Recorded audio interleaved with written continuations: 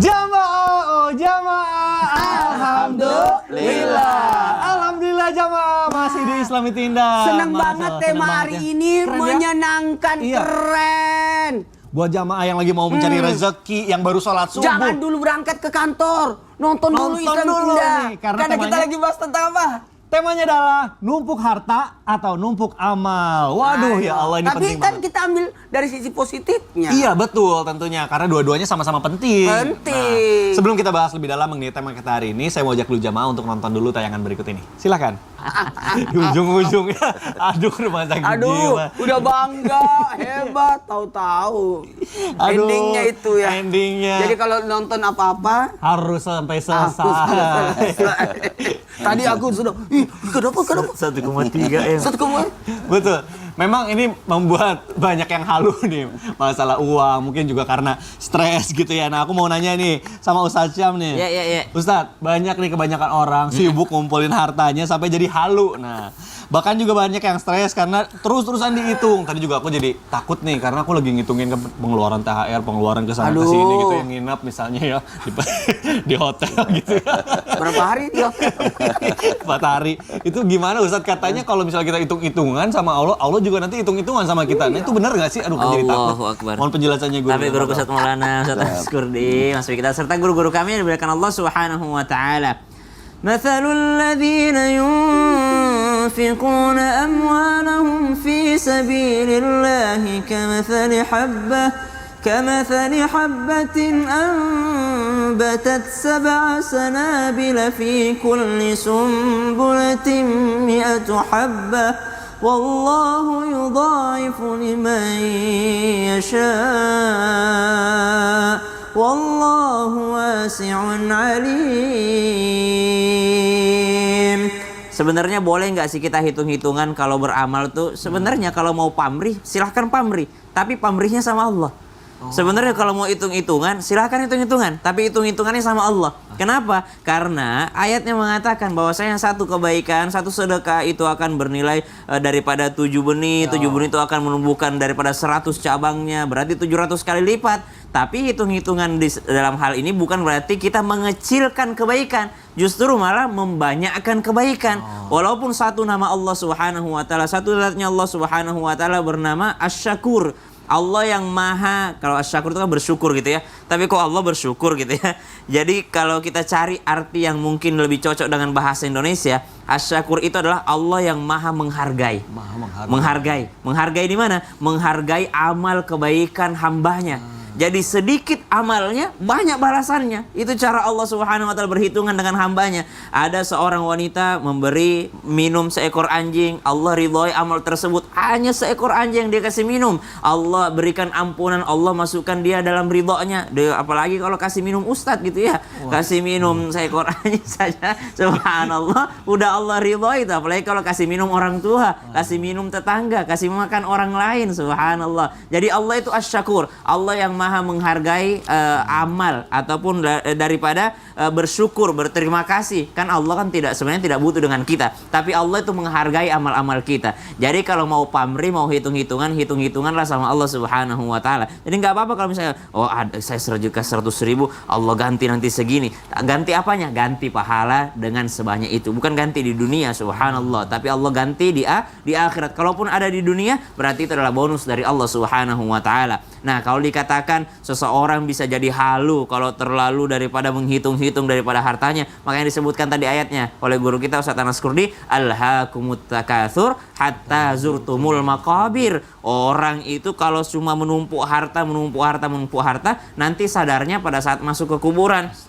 Sering kami sampaikan bahwa orang rakus itu nggak bakal bisa kenyang. Kapan orang rakus itu kenyang? Kalau tanah kuburan sudah memenuhi mulutnya.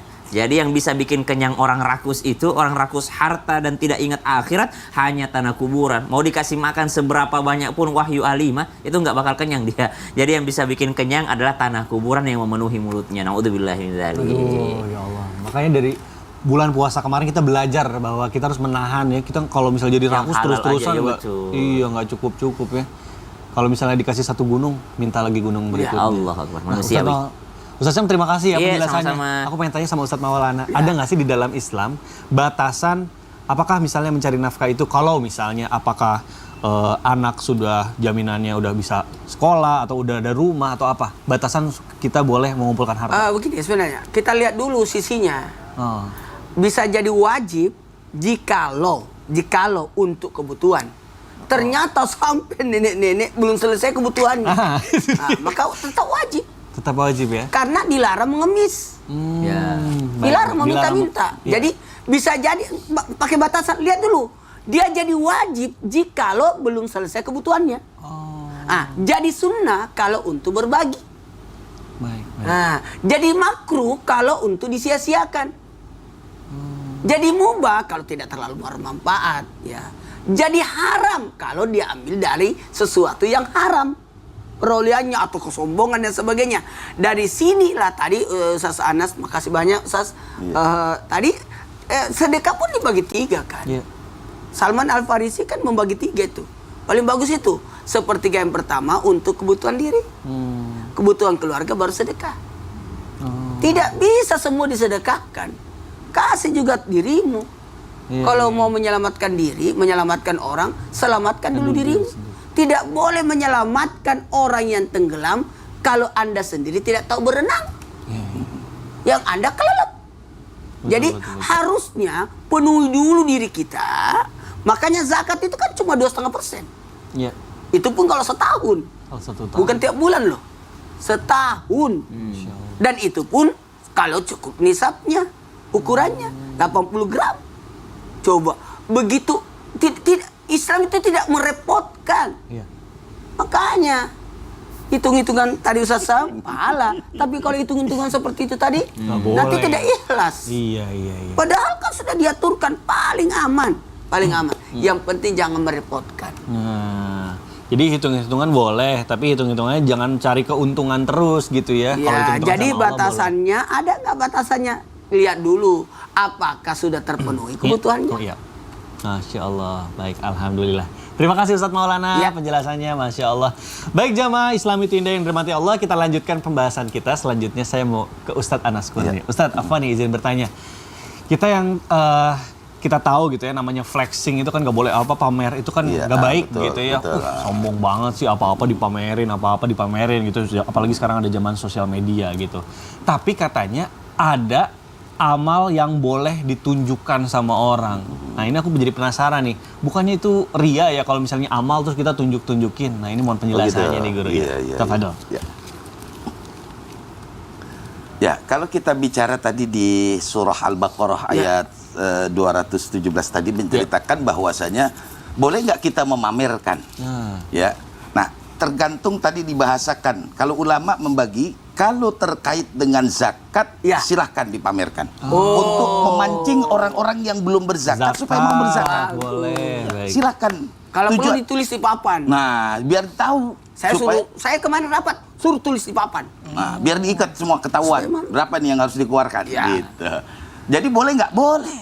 Karena di situ intubdus sadaqat. Kalimat sedekah itu artinya keyakinan dirinya yang menimbulkan keikhlasan. Silahkan. Boleh. Ya, tetapi jangan melahirkan tadi yang disampaikan oleh Bang Mikdad. Jangan sampai melahirkan ria.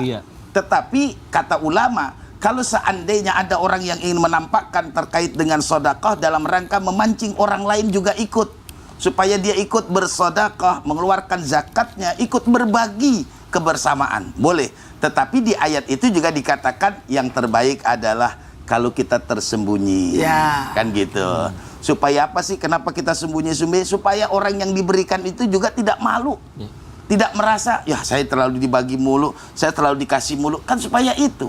Nah makanya kalau kita ingin memberikan, berikanlah yang terbaik dari apa yang kita miliki.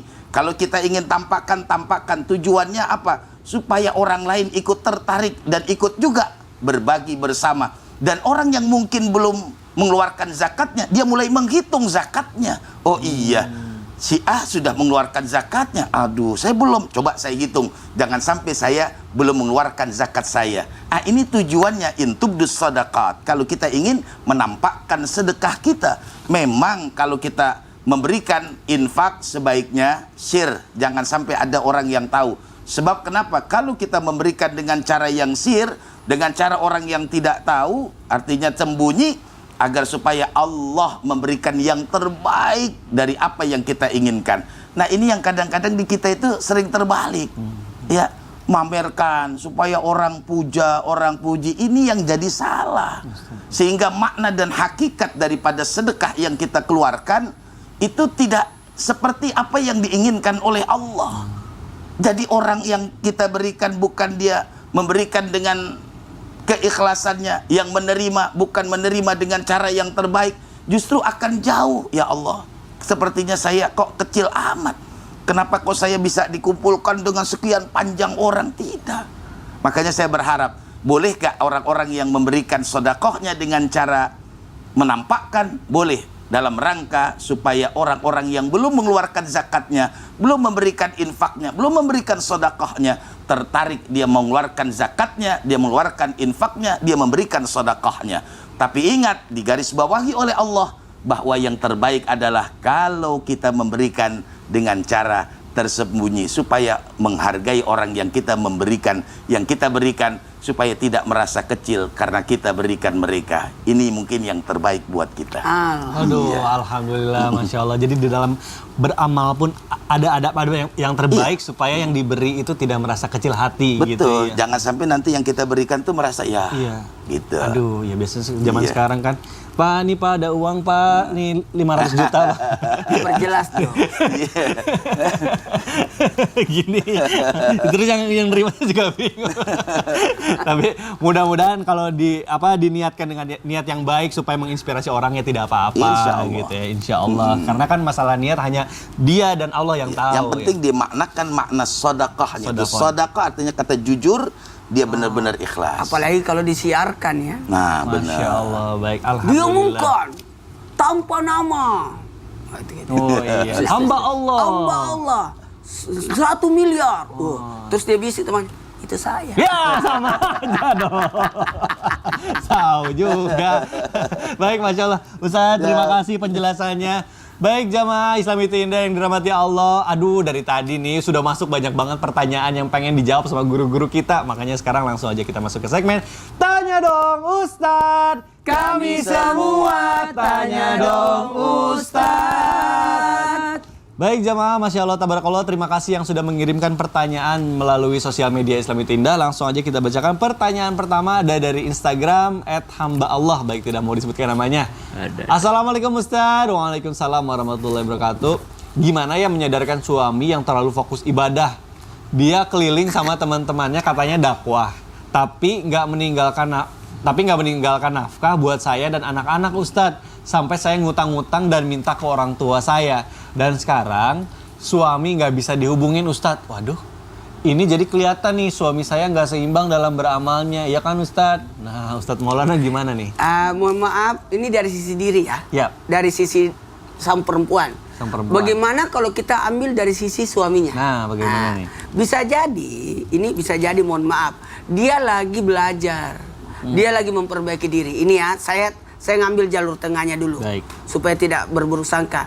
Yang namanya laki-laki, kalau sudah menjadi suami, pasti ada namanya nilai tanggung jawab. Betul. Karena laki-laki itu lebarnya di atas. Kalau perempuan di bawah, karena ada rahim. Ya. Artinya kalau perempuan itu pasti jadi ibu. Ibu itu pasti otomatis ada sifat kasih sayangnya.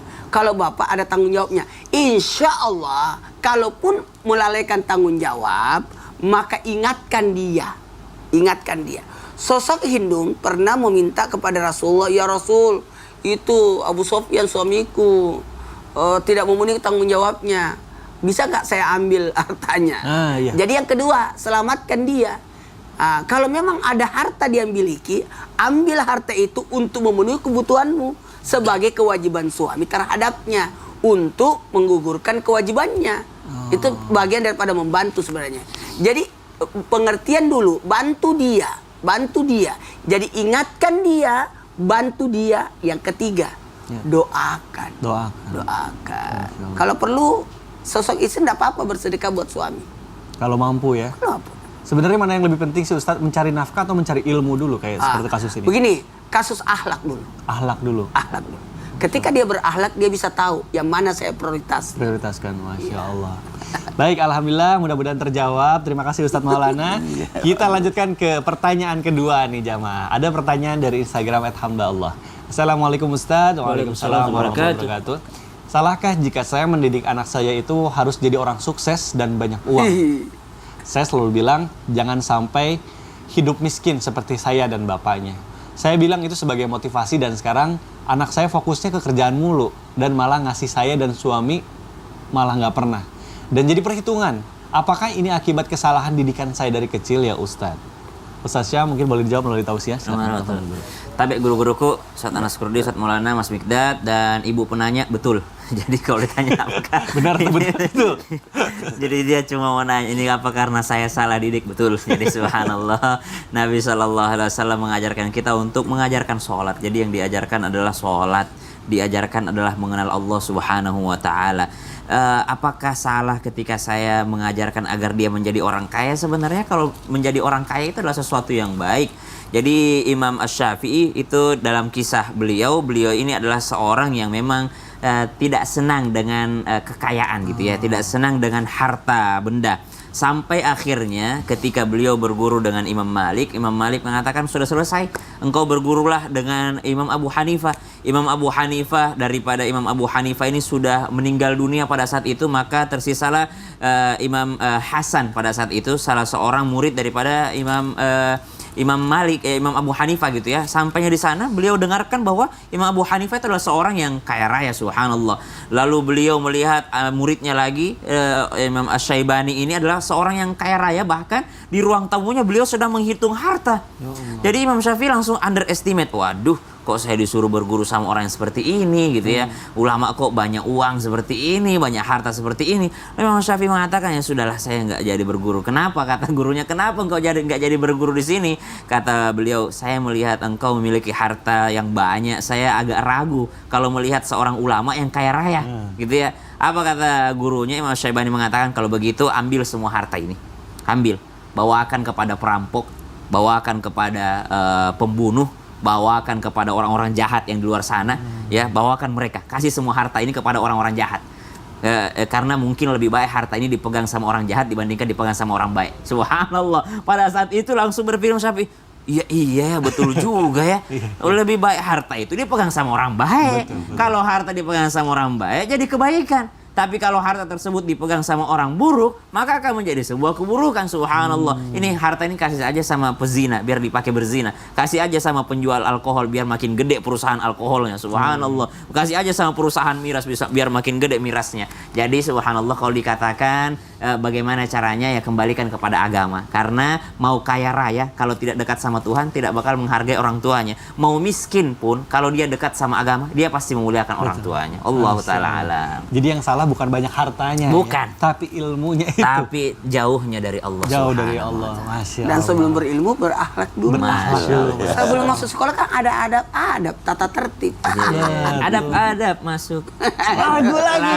Ada lagu. Trik detak ya, keren nih. Kita bikin lagu nanti. Oke, nah aku jadi keingetan. Ini kemarin udah masuk 100 juta, tapi masih hitung terus 500 juta. Iya, aku lagi ngitung pendapatan kemarin, tapi masih ada kurang-kurang dikit. Hati-hati, nih. Gimana ya caranya? Dicabut. Apanya Ustadz yang dicabut? Dicabut oleh Allah. Astagfirullahaladzim, hartanya nanti diambil semua. Kalau hitung-hitungan kayak gini nanti hartanya diambil semua. Astagfirullahaladzim. Semua sudah ada jatah rezekinya. Jadi kalau rezekinya habis, meninggal dong kita. Aduh, nauzubillah misalnya. Ustadz, yang bener ini. Iyalah. Aduh, jelasin dong. Setelah yang satu ini ya. Jamaah, jamaah. Alhamdulillah. Alhamdulillah. Aduh, yang bener Ustadz. Masih mau.